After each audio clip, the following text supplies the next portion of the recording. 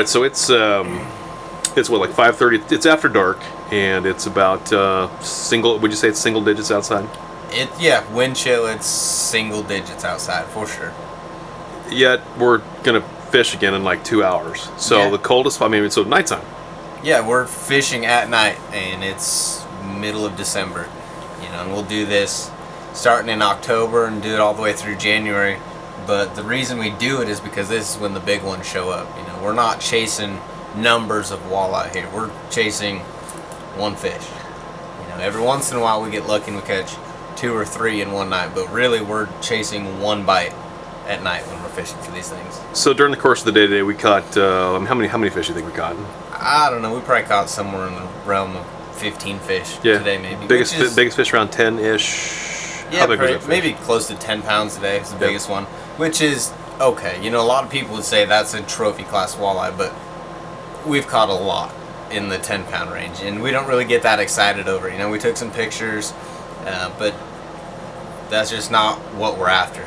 We're after what we call teenagers, and that's anything when it starts in the teens, 13, 14, 15. And even anymore, a 13 or 14 pounder is awesome, but when we've already caught 16, 17, 18 pounders, that's what you're looking for, and we still haven't broke a state record with that yet. What is exactly the series of conditions that causes these big fish to come out right now? The water is like, what, 42 degrees, something like that? Yeah, it's about 42 degrees. At night, it might drop down into the, upper 30s, 39-ish. But the thing is that walleye they like a lot cooler temperatures. They're still a somewhat warm water fish, but they prefer a cooler temperature. They spawn at an earlier time. So really you can think about it as these fish are extremely early pre-spawn. You start February, these fish will start moving up the rivers, and they're gonna start getting ready to do their spawning deal. And so right now these big females are starting to feed up, and one of the best ways for them to put meat on their bones is vitamin T, which stands for trout. So we're not fishing small baits. There's no blade baits, there's no jigs, there's nothing like that tonight. No, they want to eat big baits. When you start talking that 13, 14 plus class walleye, they want something big. They don't. It's cold, they want to have to put out a lot of effort. They're trying to save their energy, so they want the biggest bang for their buck. And the best way to do that is some vitamin T. So we're going to throw big baits to imitate, the kind of stuff that these fish want to eat. Okay, so we've got a series of baits here that are as you just pointed out, they don't look like typical walleye baits at all. No, as you look down here on the table, these are not what most people would think you would fish for walleye with. These are baits that really are actually designed for bass, but we've taken them from the bass side and moved them into the walleye side, for our night fishing stuff, because we realize these big walleye, the trophy class walleye, are targeting trout. That's their main forage right now. And so you can see all these big baits, and there's different styles. You look, and most of them are 2-piece baits. And the reason for that is that a 2-piece bait has a lot of draw power. It moves a lot of water. So you look at some of these baits, they don't have any lips at all. This is a Roman made here, and it has an S swimming action, a lot of side-to-side action, and it pushes a lot of water. So those fish can feel it. But sometimes they want a bait like these two here that push even a lot more water, a lot of vibration. It's dark, we're fishing at night. It's 5 degrees out, sometimes below 0, and these fish, their senses are somewhat sluggish. It's like if you were outside, your hands don't move as quick as if it's 80 or 90 degrees, so these fish, their movements are slower.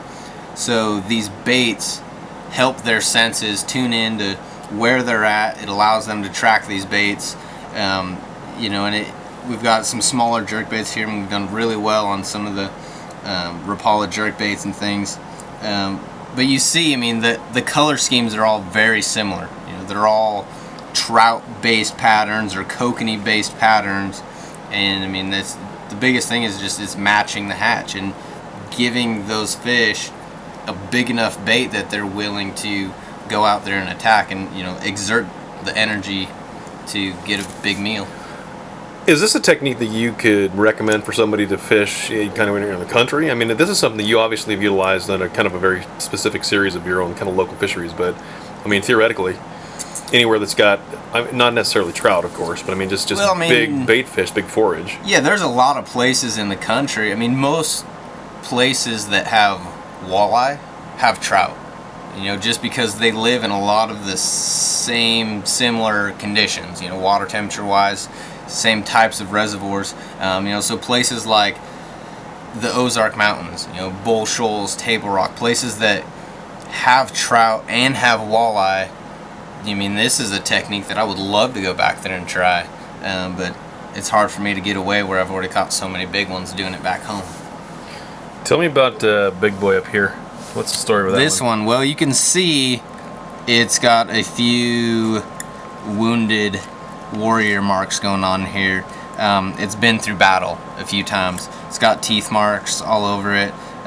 Some due to bass, some due to walleye, but it's, you know, I mean, it's just a bait that I've got a lot of confidence in.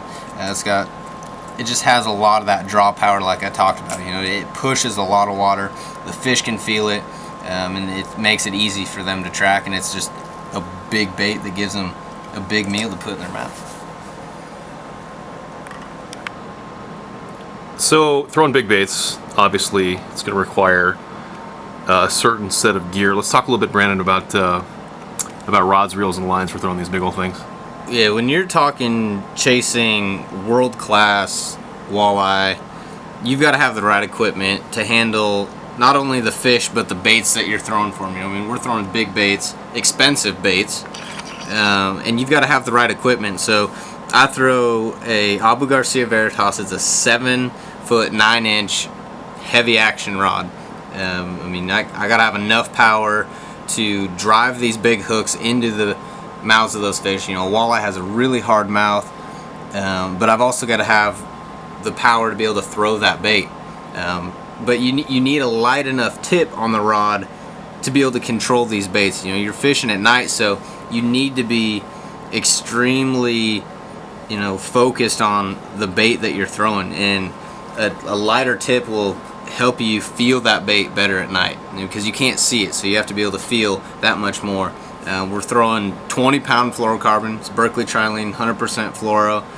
That's what I throw all my swim baits on, daytime, nighttime. And you got to have a reel that's going to be able to handle it. This is a Abu Revo Premier, and, you know, spooled up, like I said, 20-pound test.